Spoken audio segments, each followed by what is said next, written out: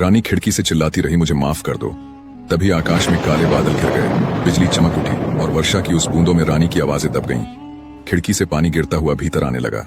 रानी घुटनों के बल बैठी, बाल उलझे हुए, शरीर हड्डियों का ढांचा बन चुका था, आंखों के नीचे गहरे काले घेरे। वह बड़बड़ाने लगी, मैं रानी हूँ, मेरी एक गलती से मुझसे मेरी खूबसूरती छिन गई, मेरी सिंहासन भी चला गया, सब मुझसे छिन गया। लेकिन क्यों? मैंने तो बस जीवन को भरपूर जिया था। तभी एक हल्की सी आहट हुई। महल की अंधेरी दालान में किसी की परछाई उभरी। लाठी टेकते एक वृद्ध सन्यासी कमरे में आया। रानी डर गई, फिर भी हिम्मत जुटाकर पूछा, कौन हो तुम? मुझे लेने आए हो? मृत्यु दूत हो क्या? सन्यासी मुस्कुराया, नहीं रानी मालिनी, मैं मृत्यु नहीं प्रायश्चित हूँ। रानी ने एक बार फिर चीख कर कहा, मुझे मुक्त कर दो, ये कैद, ये भूख, ये प्यास, मैं अब और नहीं सह सकती। सन्यासी बोला, जिस क्षण तूने सत्ता को वासना का साधन बनाया, एक ऐसी रानी थी जो संभोग किए नहीं रह सकती थी। बहुत समय पहले की बात है। दक्षिण के घने जंगलों के बीच बसा एक छोटा सा राज्य, कामलीपुर। इस राज्य में एक शक्तिशाली राजा था, राजा देववर्मा। परंतु यह कहानी उस राजा की नहीं, बल्कि उसकी रानी मालिनी की है, जिसे इतिहास हवश की रानी के नाम से जाना जाता है। रानी मालिनी अत्यंत सुंदर थी। उसकी आंखों में ऐसा जादू था कि कोई भी पुरुष उसे देखकर सुध बुद्ध खो देता। विवाह से पहले वह एक नर्तकी थी जो अपनी सौंदर्य और चतुराई से उसने राजा को मोहित कर रानी बन गई। परंतु राजा को युद्धों से अधिक प्रेम था और रानी को सिर्फ अपनी वासना को मिटाने से मतलब था। चाहे कोई भी पुरुष हो, राजा महीनों महीनों युद्ध में रहता और रानी राजमहल को बना देती थी, अपनी वासना का रंग महल। धीरे धीरे उसने महल के वीर सैनिकों को अपने मोहजाल में फंसाना शुरू किया। पहले तो कुछ लोग चुप रहे, पर जब रानी ने पुरस्कार और सोने की मुद्राएं बांटना शुरू की तो महल का हर जवान रानी मालिनी की रातों का मेहमान बनने लगा। राजकुमारी मालिनी की भूख इतनी बढ़ गई कि वह हर रातें रंगीन करने के बारे में सोचती रहती थी। रानी उस पल को बेसब्री से रात होने का इंतजार करती रहती। जैसी ही रात होता, सैनिक मालिनी के लिए रात का खिलौने बनने आ जाया करता था। रानी उसके साथ रोज इसी तरह अपनी भूख मिटाया करती थी। पर कोई न जानता था कि रानी इन संबंधों के पीछे एक और बड़ा खेल खेल रही है। वह सैनिकों से राजा के खिलाफ षड्यंत्र रचवा रही थी। वह चाहती थी कि राजा युद्ध में मारा जाए और सत्ता पर मैं राज्य करूं और मेरा इसी तरह घिनौना काम चलता रहे। परंतु रानी का घिनौना राज अधिक दिन तक छुपा नहीं रह सका। राजा के विशेष गुप्तचर शौर्यनंद ने एक दिन सैनिकों के साथ उसकी रातों की बातों को सुन लिया और पूरी जानकारी राजा तक पहुंचा दी। राजा देववर्मा क्रोधित हुआ, पर उसने रानी को दंडित नहीं किया। तुरंत उसने एक योजना बनाई। राजा ने रानी मालिनी को पकड़ने के लिए एक चालाकी से राज्यसभा में घोषणा करवाई कि राजा शत्रुओं के विरुद्ध अंतिम युद्ध पर जा रहे हैं, रानी को राज्य संचालन सौंपा जाएगा। रानी बहुत खुश हो गई। उसे लगा अब उसका समय आ गया है, अब राजा युद्ध से बचकर नहीं आएगा। लेकिन राजा बहुत चालाक था। उसने राजमहल में जो सैनिक छोड़े थे वे सब नपुंसक बनाए जा चुके थे और राज्य की सीमाएं चारों ओर से बंद कर दी गई। फिर एक रात राजा चुपचाप महल लौट आया। उसने रानी के कक्ष में देखा कि वह एक सैनिक के साथ हंस रही थी। राजा ने सैनिक को वहीं मार दिया और रानी को जनसभा में लाकर खड़ा किया। प्रजा के सामने राजा ने सब सच बताया और फिर उसने कहा, जिसने राज्य के रक्षकों को वासना में डुबोया वह स्वयं राज्य की रक्षा के योग्य नहीं।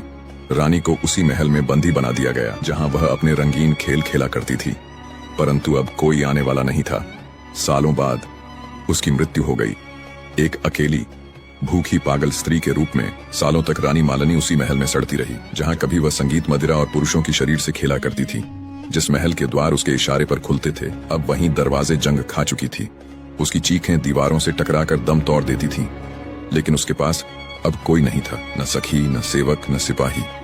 धीरे धीरे उसकी खूबसूरती मुरझा गई। चेहरा जो कभी श्रृंगार से दमकता था अब धूल और आंसुओं से सना रहता। भूख उसे कुतरती रही। प्यास ने उसकी जुबान को सूखा दिया। वह कभी अपने ही पैरों में गिरकर मदद की भीख मांगती तो कभी उन खिड़कियों से बाहर झांकती जिनसे पहले वह वीर सैनिकों को बुलाया करती थी।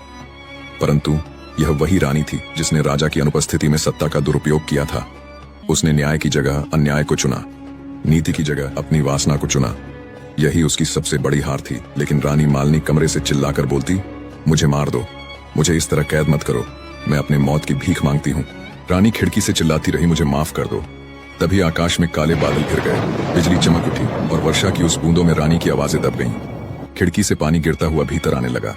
रानी घुटनों के बल बैठी, बाल उलझे हुए, शरीर हड्डियों का ढांचा बन चुका था, आंखों के नीचे गहरे काले घेरे। वह बड़बड़ाने लगी, मैं रानी हूँ, मेरी एक गलती से मुझसे मेरी खूबसूरती छिन गई, मेरी सिंहासन भी चला गया, सब मुझसे छिन गया। लेकिन क्यों? मैंने तो बस जीवन को भरपूर जिया था। तभी एक हल्की सी आहट हुई। महल की अंधेरी दालान में किसी की परछाई उभरी। लाठी टेकते एक वृद्ध सन्यासी कमरे में आया।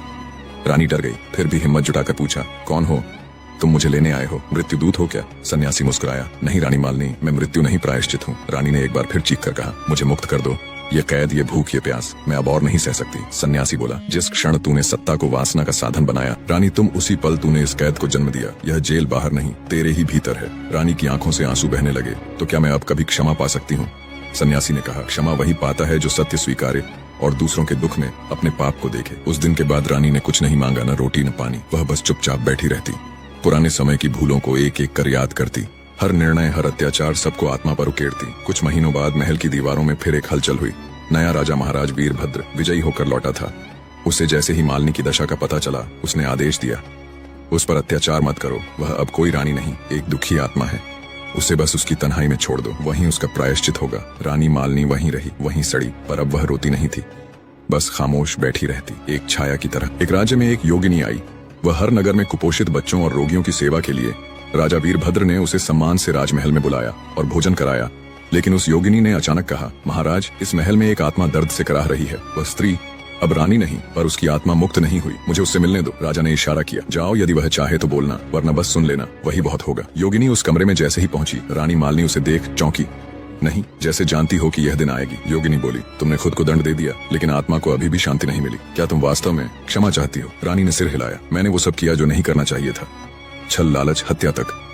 अब सिर्फ यही चाहता हूँ कि अगला जन्म यदि हो तो एक साधारण जीवन हो, पर पाप मुक्त हो। योगिनी ने मिट्टी उठाई और रानी के चरणों पर रख दी। यह मिट्टी नहीं तुम्हारा बोझ है, अब इसे वहीं ले जाएगी जो सच्चे प्रायश्चित के योग्य हो। उस रात पहली बार रानी मालिनी ने सपने में अपनी पुरानी मुस्कान देखी। वह मुस्कान जो बहुत वर्षों पहले मर चुकी थी। अगली सुबह जब दासी आई, उन्होंने देखा रानी मालिनी के शरीर के पास शांति थी, आंखें बंद किए हुए, चेहरा शांत, जैसे कोई अनकहा व्रत पूरा हुआ हो। राजा वीरभद्र ने उसकी चिता को पूरे सम्मान के साथ अग्नि दी और समाधि पर एक पत्थर लगवाया।